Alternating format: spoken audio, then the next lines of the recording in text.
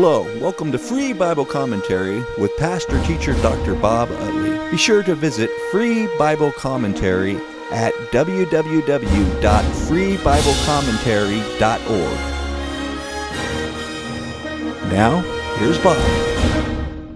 We're going to be in Genesis chapter 38 today. It seems to be a break in the story about Joseph. But there have been several theories of why this chapter about some of the problems that Judah encountered is included here in the history of Jacob. The first theory is that it begins to delineate the tribe of Judah that, of course, is going to be so important in the line of the Messiah. But the other theory is just the opposite. It says that it shows the degradation that occurred in the tribes after Joseph was sold into slavery. Now, with that wide of interpretation, I'm sure we can't be 100% sure, but it's a very interesting chapter. It's somewhat like Rebekah and Jacob tricking Isaac, in the sense that most people are very negative about the methods they used. I really think that Rebekah, because of God's revelation to her, was trying to fulfill what God had told her earlier. Now, I agree that her methods and Jacob's methods were inappropriate.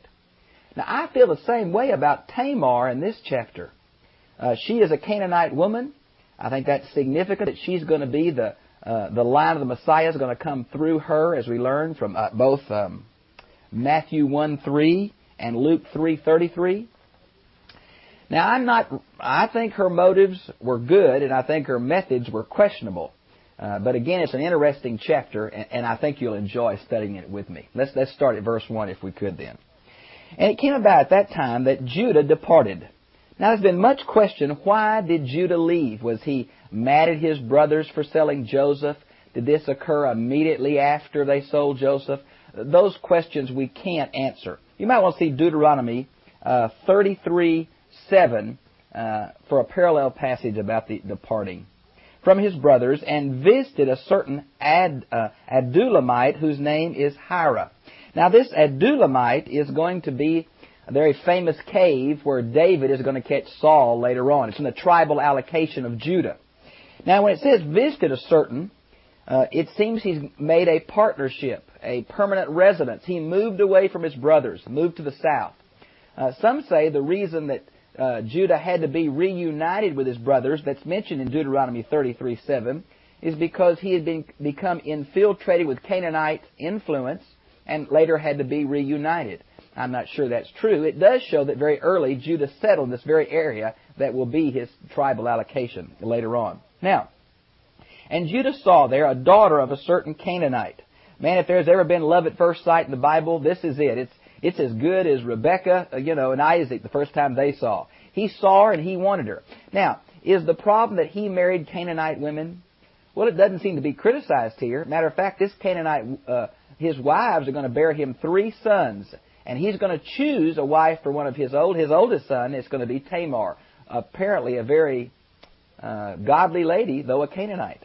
But it does show that isn't it amazing how many irregularities there are in the genealogy of Christ? I think it's a kind of a backdoor way of God saying, I love all people. We got Rahab, the Canaanite prostitute. We got Ruth, the Moabitess. We got Tamar, a Canaanite wife that's been really cheated by her father-in-law and one of her brothers-in-laws. It's kind of a gross story, but she's the heroine of this, I want to tell you. Whose name was Shua. Now, notice the wife's name's not mentioned. That may be a way of depreciating the Canaanite wife. We're just not sure. And he took her and went into her. And she conceived and bore a son and named him And then she conceived again and bore a son and named him Onan. And she bore still another son and named him Shelah. And it was at Cheribs that she bore him. Now, the rabbis make a big deal about the supposed name of this location. But I think it's more rabbinical hermeneutics than it is good exegesis, so I have ignored it. Now, Judah took a wife for his firstborn. Notice that he took his own wife. He didn't let his father have a choice in that. But now he goes back to the cultural kind of ways in which he would choose the wives for his children. He also chose a Canaanite woman. It shows that the people of God were immersed in the Canaanite culture, and really it's going to show that their going down into Egypt is going to be a blessing, because the Egyptians hated shepherds and they thought they were better than these other foreigners, and it was a way of segregating the Hebrews and keeping them from any foreign influence. So really, the sojourn in Egypt is going to become a blessing. Now notice where it says, and so he took a wife for his firstborn, named her Tamar. Now the word there means palm tree, okay? But Judah's firstborn, was evil in the sight of the Lord, so the Lord took his life. You might want to compare Proverbs 10:27. Talks about a short life for those who are wicked. Now, then it mentions, if people say, well, what was the sin of Well, the very same phrase, he did evil in the sight of the Lord took his life, is going to be used for the second son here, Onan. Now, it's obvious what the second son does, and some have said that also didn't want his wife to get pregnant, wanted to keep her attractive, I guess no stretch marks or something, and that's why the Lord took his life, because he didn't really want children. Now, that's rabbinical, and I'm not sure we can hold to that. So, he dies. Whatever he did, the Lord took his life early. And so Judah said to Onan, "Go into your brother's wife and perform your duty as a brother-in-law to her and raise up an offspring for your brother." Now, this goes back to the Levirate marriage law. Apparently, it came long before the Mosaic covenant. Here we are back in Judah's time. Now, basically, it must have been something that all the cultures knew because of the significance of keeping a person's lineage goings. In the older parts of the Old Testament, the afterlife was almost caught up in a man's posterity. Now, this is in Deuteronomy 25, verses 5 and following, where it's explained. The only two accounts in the Bible we really have of this are Ruth and this account right here. So the father said, "Go in." The son didn't argue with him, but the son really didn't want to raise up an heir for his brother. His brother was the firstborn. That means his brother would have got most of the inheritance. For apparently selfish reasons, he did not want to have a child. Now, if you just read through this in English, it seems in verse 9 that Onan knew that the offspring would not be his, so it came about that when he went into his brother's wife, he wasted his seed on the ground in order not to give offspring to his brother. Now, the word "when" here, and the Tyndale commentary on the Old Testament, a very good commentary, reminds us that it's whenever.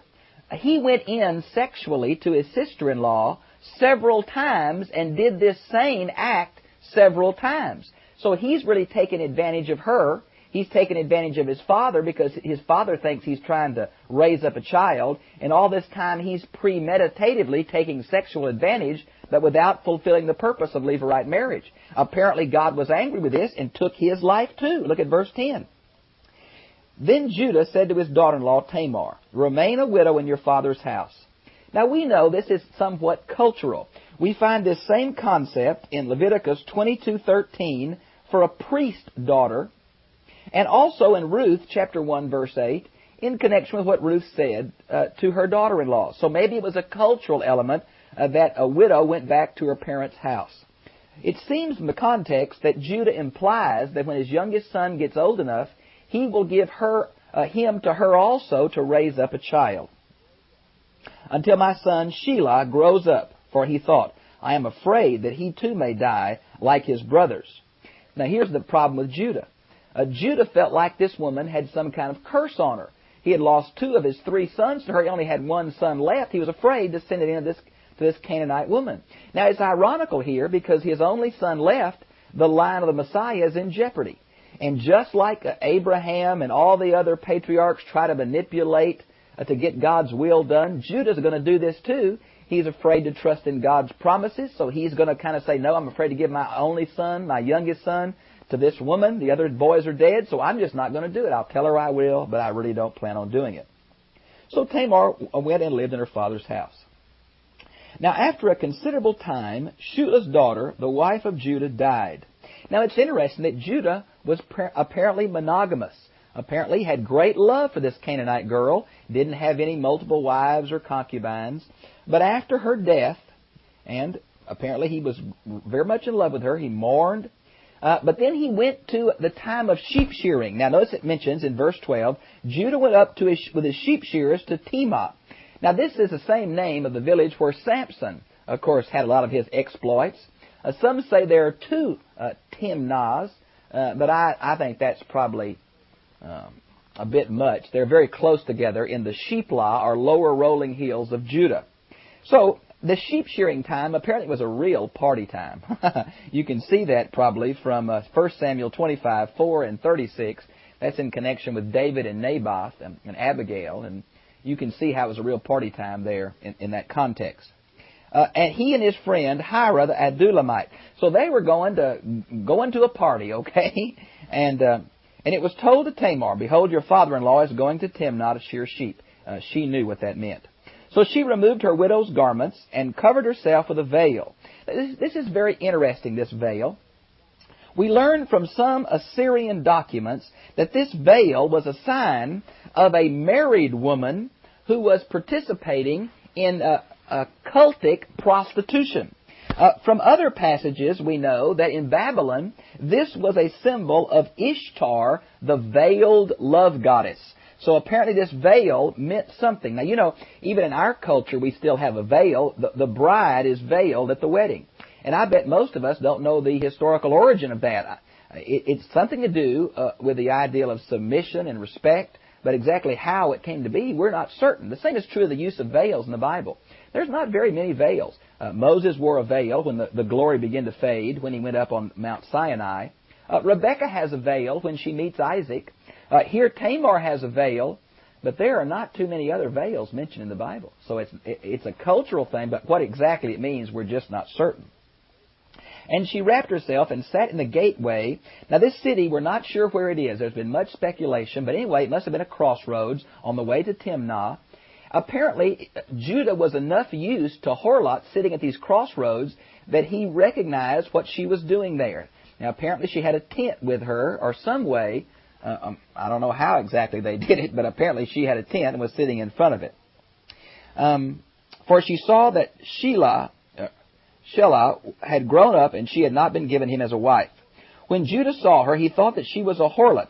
Now, there are two different words for harlot. The word here used in verse 15 is the common word for a harlot, a prostitute.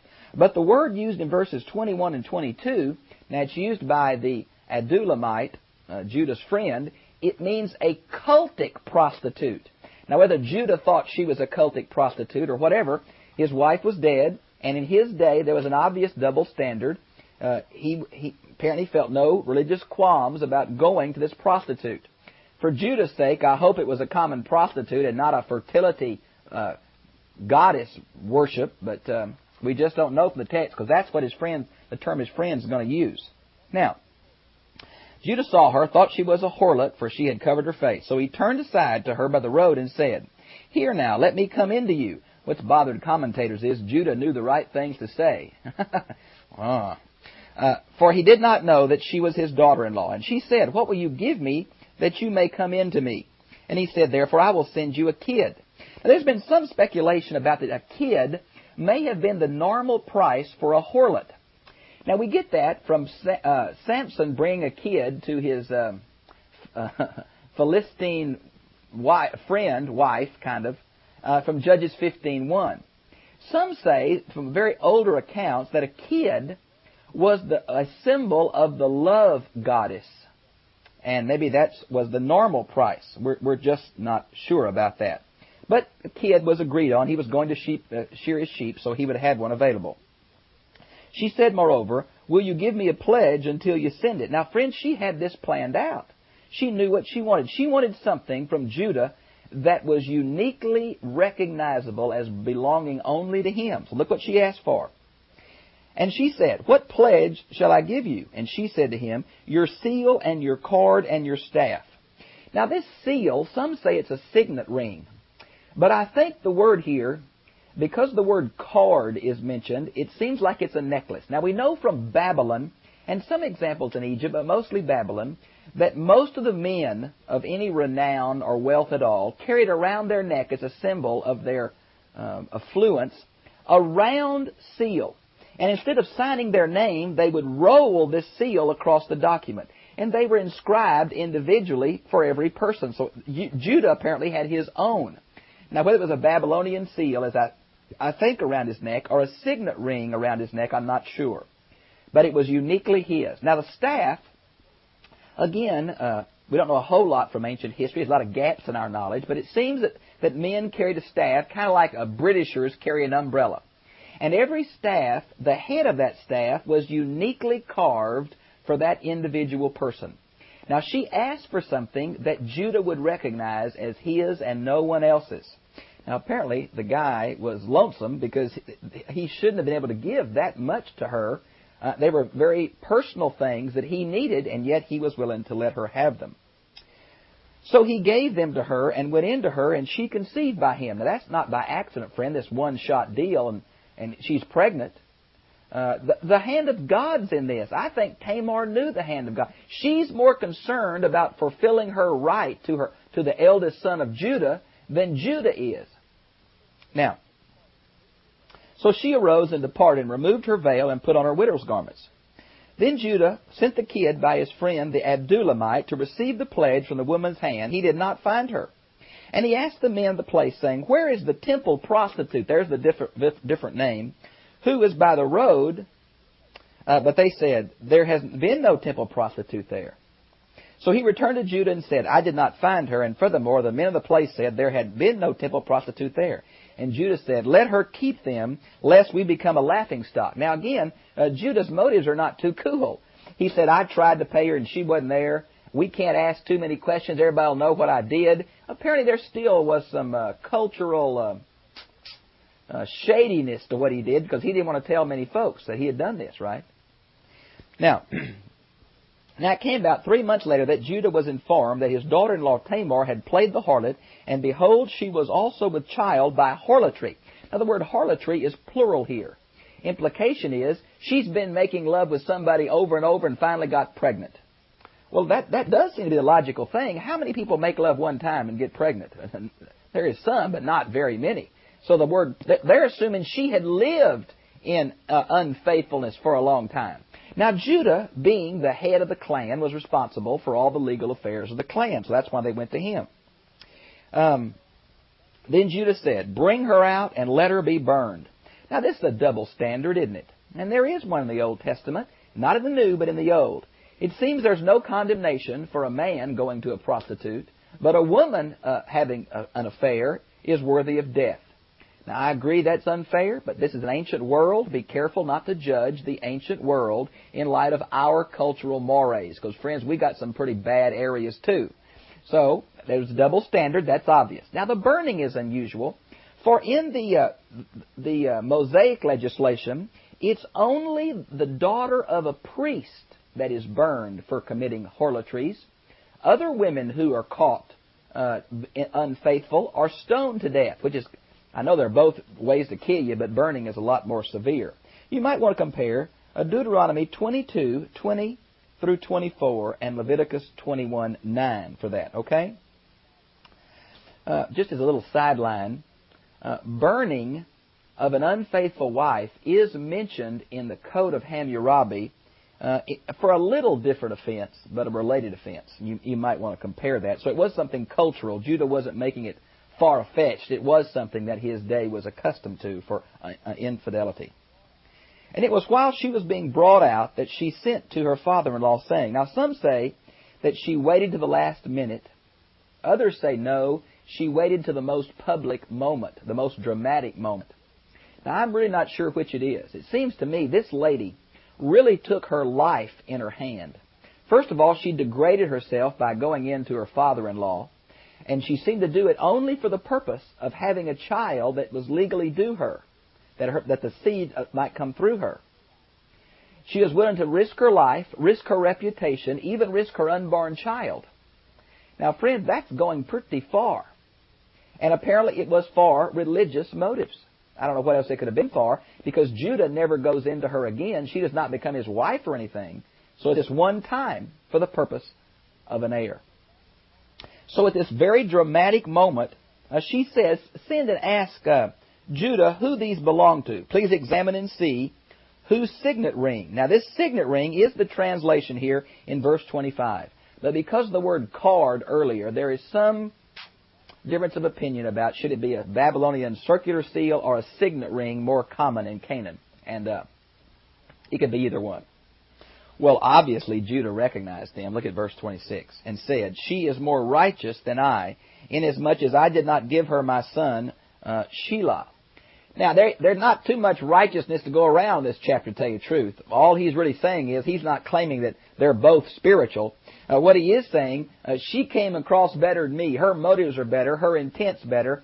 And I think her religious purposes are better than Judah. Now, Judah is not acting any different than the other men of his day, but you certainly can see the Canaanite influence, because I tell you what, when we pick up the story of Joseph in 39 and 40, his sexual attitudes are far different than Judah's. He won't make love to Potiphar's wife because he would be sinning against God. Implication, the sexual act with someone outside your wife is a sin against God. Now, Judah has no qualms going into a prostitute. Now, I agree that Judah only had one wife and was very faithful to her apparently until she died. But it is a contrast here in the two. So I wouldn't think Judah comes across very righteous in this deal either. Now, and it came about at the time she was giving birth that, behold, there were twins in her womb. Now, this is very, very similar to what happened, of course, to Rebekah. Now, it doesn't mention the war in her womb here, but I tell you what, there is a problem at birth, and one child apparently is going to be the firstborn, and they mark him with a red string, but the other child burst out of the womb first. Now, that's something of the tension you see back in Rebekah. It's interesting to me that most of these early patriarchs' wives are barren, and several of them, when they do have children, have twins. Now, you say, well, that just shows it's one story that's been elaborated several times. No, I don't think that's at all. I think that it's more cultural, more normal in that day, apparently. Now, so there were twins in her womb. Moreover, it took place that while she was giving birth, one put out a hand, and the midwife took and tied a scarlet thread to his hand, saying, this one came out first. Now, the rabbinical theology was the first to break the womb was the firstborn. It's obvious there are problems in this childbirth because normally the baby's head comes first, and here's a hand. Now, this scarlet thread, there's been much discussion here. Some say it was a cultic practice of the day because obviously the midwife is a Canaanite. Boy, I wish I knew what to do with this, because it seems like this red thread is going to be woven through parts of the Mosaic writing. There's going to be there's going to be the red rope put around one of the scapegoats, Leviticus 16. There's going to be the Canaanite prostitute's going to put a red rope out her house.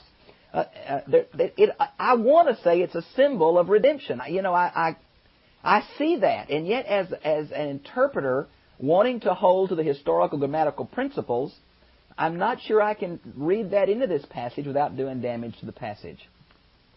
I'd like to, but I'm not sure I can. But it came about as he drew his hand back, and behold, his brother came out. And then she said, what a breach you have made for yourself. So he is named Perez, which apparently is a popular etymology to the term breach, or to break through. Now remember, these Bible names are never technical etymologies. They are popular etymologies based on the similar sounds of certain words. And that's true even of the covenant name for God. The covenant name for God in Exodus 3:14 is not spelled exactly like the Hebrew verb to be. But it's close. It sounds close. And the same is true of most of these names in the Bible. And afterwards his brother came out, who had a scarlet thread on his hand, and his name was Zerah. And then we move right back into the life of Joseph. Well, I wish I knew exactly why this chapter was seemingly burst in the context here. It's obvious there is a theological purpose because it's so out of place. Again, I'm not sure if it's negative or positive. If it's negative, it's showing how quickly these boys of faith got away from the faith of their fathers. If it is positive, it's trying to document the lineage of the Messiah in the tribe of Judah, but also, I think, theologically, it is showing very early there's no such thing as a pure racial Jew. That the line of the Messiah is full of mixed blood and strange events and all kinds of wild historical things. It's a good example, I think, again, of apparently Tamar knowing somehow, I don't know if it's through prophecy or Judah told her of all the things that had happened to his ancestors, but apparently she recognizes something about Judah that's significant and sees her place in this lineage scheme.